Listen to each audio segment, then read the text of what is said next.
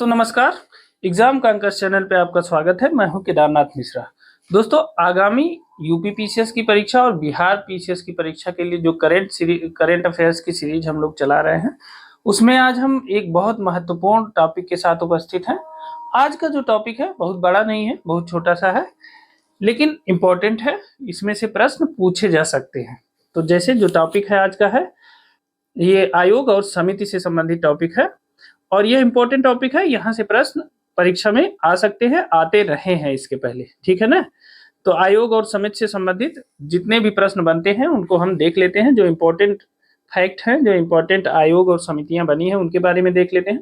देखिए, mission UP PCS, साथ ही ये है मिशन बीपीएससी भी है। ये 17वीं बीपीएससी परीक्षा के लिए भी यही करंट अफेयर्स चलेगा, ठीक है ना।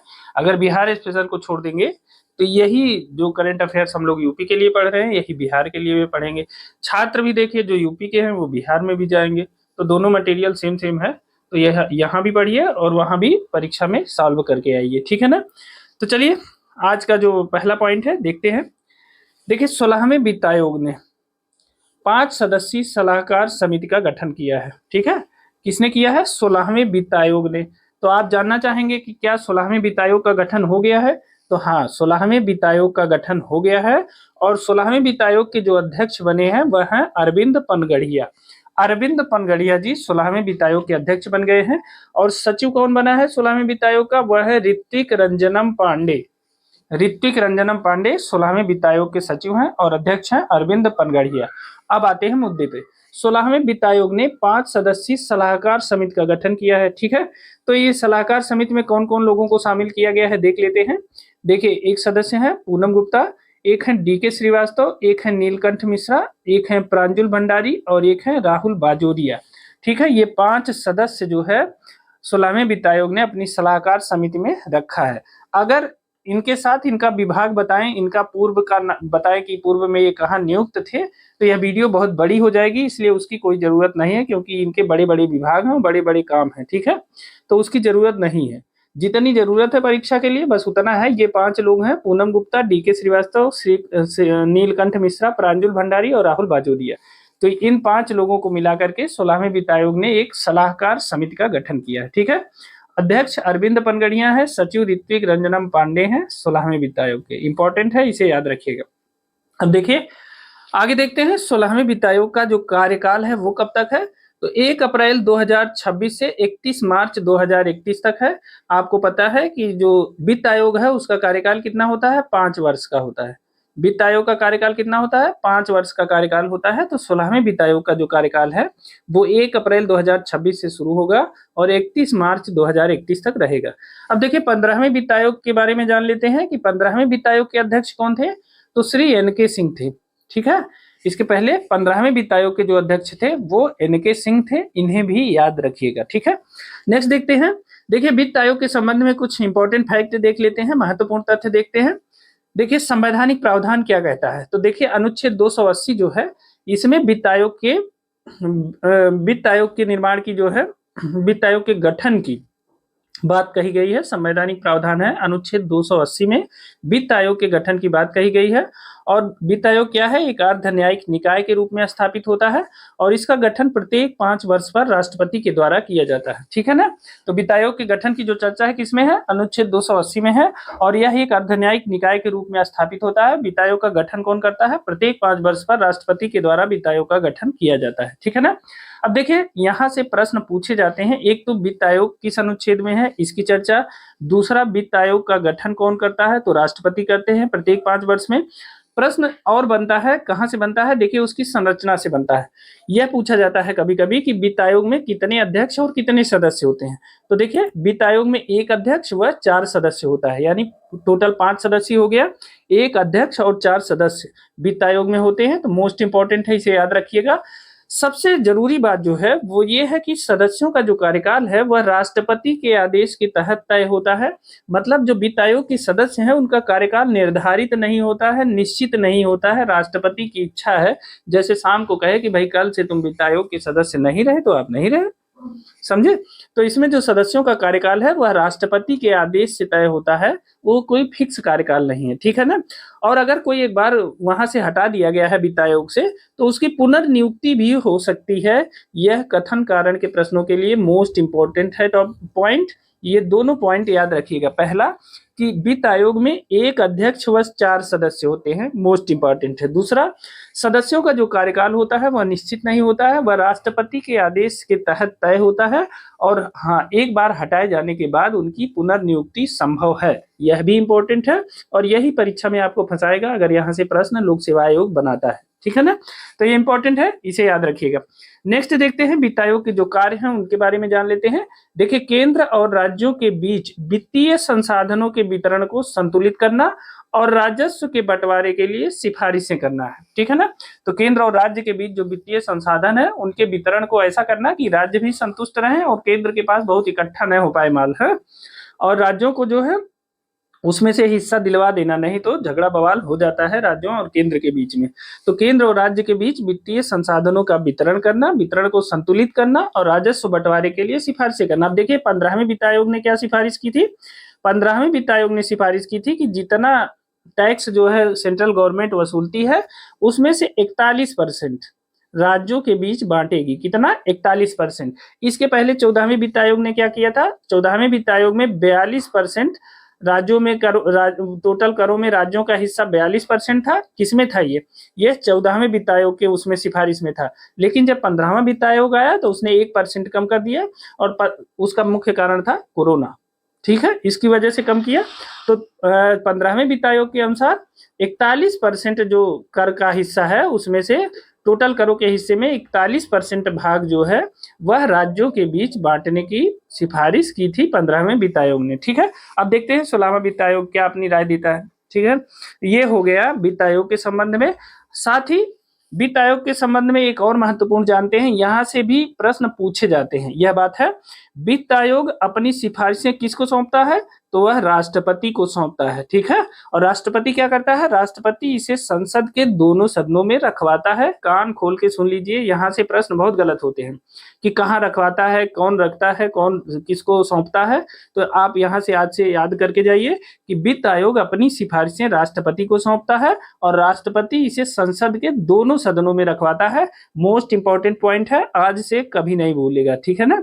राष्ट्रपति को दे दिया वित्त आयोग ने अपनी सिफारिश, राष्ट्रपति उसे संसद के दोनों सदनों में रखवाएगा, ठीक। एक और बात जान लेते हैं, यह भी बहुत महत्वपूर्ण है कि वित्त आयोग की जो सिफारिशें हैं वह सलाहकारी प्रकृति की होती हैं, ठीक है ना। इसे मानने के लिए सरकार बाध्य नहीं है। अब ऊपर इतना नाटक बताए, लेकिन वित्त आयोग की देख लीजिए यही हालत है कि वित्त आयोग की जो सिफारिश है वो सरकार की इच्छा पे है, माने तो ठीक, न माने तो ठीक, हाँ। तो वित्त आयोग की जो सिफारिशें हैं वह सलाहकारी प्रकृति की हैं, इसको याद रखिएगा। और इसे मानने के लिए सरकार बाध्य नहीं है, यह भी इंपॉर्टेंट है, ठीक है। तो अब मुझे लगता है कि आज के बाद आपका वित्त आयोग से अगर कोई भी प्रश्न किसी भी परीक्षा में पूछा जाएगा तो आप गलत नहीं करेंगे, ठीक है ना। तो वित्त आयोग की सिफारिशें राष्ट्रपति को सौंपता है वह, और राष्ट्रपति संसद के दोनों सदनों में रखवाता है। साथ ही वित्त आयोग की सिफारिशें जो हैं वह सलाहकारी प्रकृति की होती हैं, बाध्यकारी नहीं होती, और सरकार इसे मानने के लिए बाध्य नहीं है, उसकी इच्छा के ऊपर है, माने तो ठीक, ना माने तो ठीक, ठीक है ना। तो ये हो गया वित्त आयोग के संबंध में जो महत्वपूर्ण फैक्ट थे। और साथ ही 16वें वित्त आयोग का जो अध्यक्ष है वो है अरविंद पनगड़िया और सचिव हैं ऋत्विक रंजनम पांडे। तो पूरी बात हमने बता दी। अब यहाँ से अगर कोई भी प्रश्न आएगा तो आप बिल्कुल गलत नहीं करेंगे, यह मेरा दावा है, ठीक है। आगे चलिए देखते हैं होता समिति। होता समिति का गठन किया गया है। यह समिति है भारतीय रिजर्व बैंक के द्वारा डिजिटल पेमेंट इंटेलिजेंस प्लेटफॉर्म स्थापित करने के प्रस्ताव पर विचार करने के लिए किया गया है। होता समिति का गठन क्यों किया गया है, किसके द्वारा किया गया है, सबसे पहले ये जानिए। होता समिति का गठन किया गया है रिजर्व बैंक द्वारा, रिजर्व बैंक ऑफ इंडिया के द्वारा किया गया है। और इसका उद्देश्य क्या है? डिजिटल पेमेंट इंटेलिजेंस प्लेटफॉर्म स्थापित करने के प्रस्ताव पर विचार करने के लिए। इसको इतना ही याद रखिएगा, इसके बारे में और ज्यादा जानने की जरूरत नहीं है, क्योंकि परीक्षा में आपको पढ़ना बहुत रहता है। तो संक्षिप्त में इतना जान लीजिए कि होता समिति का गठन आरबीआई के द्वारा किया गया है और यह डिजिटल पेमेंट इंटेलिजेंस प्लेटफॉर्म को स्थापित करने के लिए एक प्रस्ताव पर विचार करने के लिए इसका गठन किया गया है, ठीक है ना।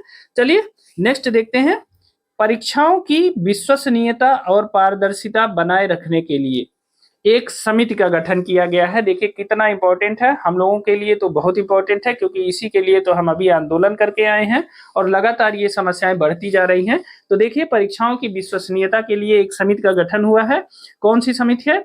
यह है डॉक्टर के राधाकृष्णन की अध्यक्षता में 7 सदस्यीय समिति का गठन किया गया है। अब देखिए परीक्षाओं की विश्वसनीयता और पारदर्शिता बनाए रखने के लिए किसकी अध्यक्षता में समिति का गठन किया गया है? तो डॉक्टर के राधाकृष्णन की अध्यक्षता में 7 सदस्यीय समिति का गठन किया गया है। ये बहुत इंपॉर्टेंट है, इसको भूलिएगा नहीं, आप भी परीक्षा ही देने जा रहे हैं, ठीक है ना।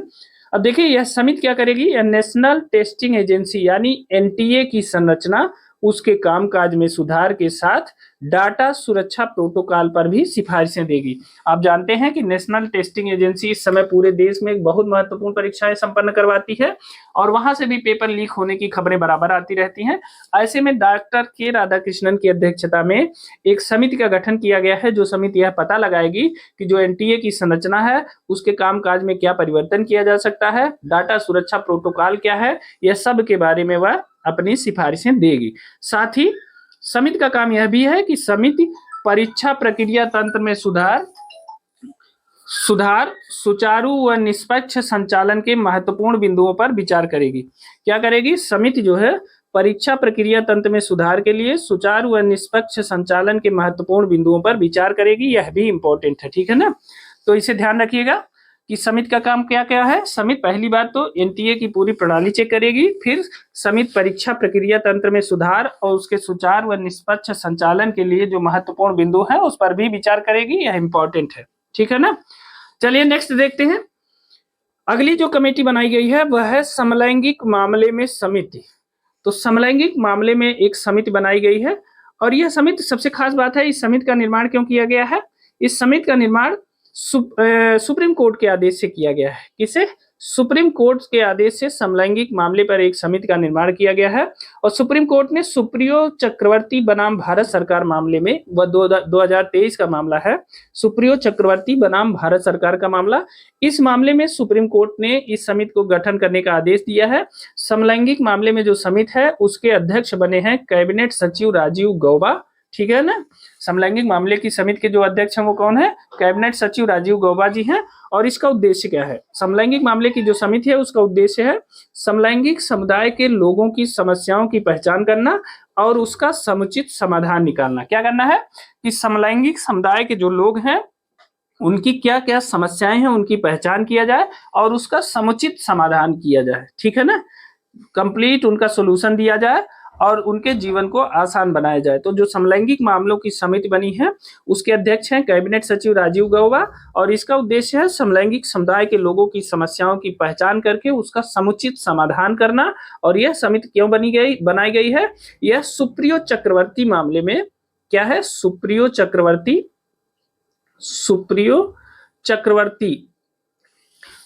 चक्रवर्ती बनाम भारत सरकार का एक मामला है। सुप्रियो चक्रवर्ती बनाम भारत सरकार का एक मामला है, 2023 का मामला है और इस पे जो है सुप्रीम कोर्ट ने आदेश दिया है कि यह कमेटी बनाई जाए। तो समलैंगिक मामले की समिति के अध्यक्ष हैं कैबिनेट सचिव राजीव गौबा। तो दोस्तों ये थे आज के हमारे परीक्षा उपयोगी महत्वपूर्ण करंट अफेयर्स। देखिए आयोग और समितियों से एक आध प्रश्न जरूर पूछे जाते हैं, तो इसमें 2-3 प्रश्न आने की संभावना बहुत ज्यादा है, ठीक है। तो इसमें हमने आपको वित्त आयोग के संबंध में भी कंप्लीट जानकारी दे दी है जो आपको आगे भी बहुत लाभ करेगी, ठीक है ना। तो दोस्तों यह वीडियो आपको कैसी लगी हमें कमेंट करके जरूर बताइएगा। साथ ही दोस्तों इस वीडियो को आप अपने दोस्तों को भी शेयर कर सकते हैं ताकि उन्हें भी करंट अफेयर्स के इन बिंदुओं की बेहतर जानकारी मिल सके। और हाँ, अगर आपने अभी तक हमारा चैनल सब्सक्राइब नहीं किया है तो जल्दी से चैनल को सब्सक्राइब कर लीजिए, साथ ही बेल आइकन भी दबा लीजिए ताकि हमारी कोई भी नई वीडियो आए तो वो सबसे पहले आपको जानकारी मिल जाए। क्योंकि परीक्षा की दृष्टिकोण से हम लोग बहुत छोटी छोटी वीडियो बना रहे हैं जिसमें केवल उन्हीं तथ्यों को शामिल किया जा रहा है जिनकी परीक्षा में पूछे जाने की संभावना बहुत है, ठीक है।